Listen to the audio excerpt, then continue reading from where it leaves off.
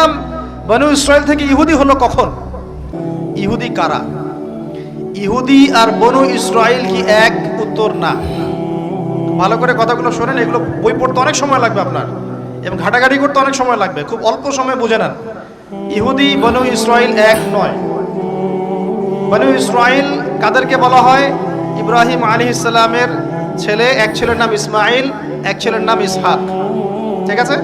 ইসমাইল আলাইহিস সালাম থাকেন মক্কায়, সেখানে তাকে কেন্দ্র করে একটা সভ্যতা।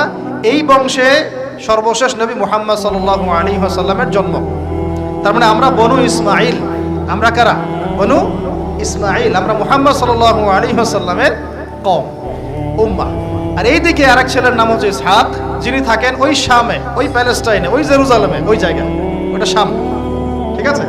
এবং ওখানে তিনি তার বংশ বিস্তার হচ্ছে। তার ছেলের নাম হলো ইয়াকুব। কি নাম? ইয়াকুব আলাইহিস সালামের আরেক নাম হলো ইসরাইল। ইয়াকুব আলাইহিস সালামের আরেক নাম কি? ইসরাইল। এবং তার সন্তানদেরকে বলা হয় বনু ইসরাইল। তার সন্তান অনেক। এই সন্তানদের মধ্যে একজনের নাম ইউসুফ। ঠিক আছে? তারপরে আসছে পরে ইউনুস। এই বনু ইসরাইলের মধ্যেই দাউদ, মূসা, সুলাইমান, ঈসা ইবনে মারিয়াম।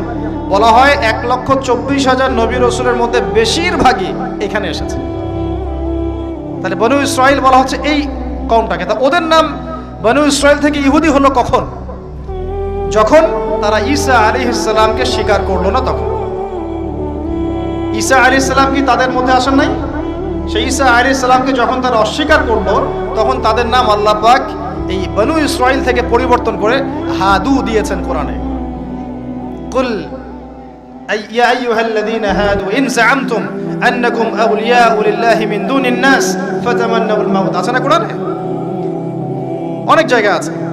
আল্লাহ পাক তখন তাদেরকে আর বনু ইসরাইল বলছেন না, বলছেন ইয়াহুদ। কি বলছেন? এই যে নাম আসলো ইহুদি। তো বনু ইসরাইল এবং ইহুদি এক নয়। বনু ইসরাইলরা ভালো ছিল এবং তারা ওই সময়কার মুসলিম ছিল। যখন তারা আল্লাহ পাকের আনুগত্য করেছিল, আল্লাহ পাক তাদেরকে সমৃদ্ধি দিয়েছিলেন, ঠিক আমাদের মতোই। আর যখন তারা আল্লাহ পাকের আনুগত্য করে নাই, পথভ্রষ্ট হয়ে যায়, আল্লাহ পাক তাদেরকে শাস্তি দিয়েছে। এক পর্যায়ে তারা যখন নবীদেরকে হত্যা করা শুরু করেছিল, অনেক নবীকে হত্যাও করেছে। যেমন জাকারিয়া আলাইহিস সালামকে তারা হত্যা করেছে, ইয়াহইয়া আলাইহিস সালামকে হত্যা করেছে। সূরা ইয়াসিন পড়ে দেখেন, ওখানে একই দিনে 3 জন নবীকে হত্যা করা হয়েছে।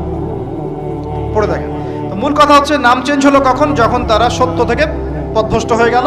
ঈসা আলাইহিস সালামকে তারা অস্বীকার করলো, তখন আর বনু ইসরাইল নয়, ইয়াহুদ।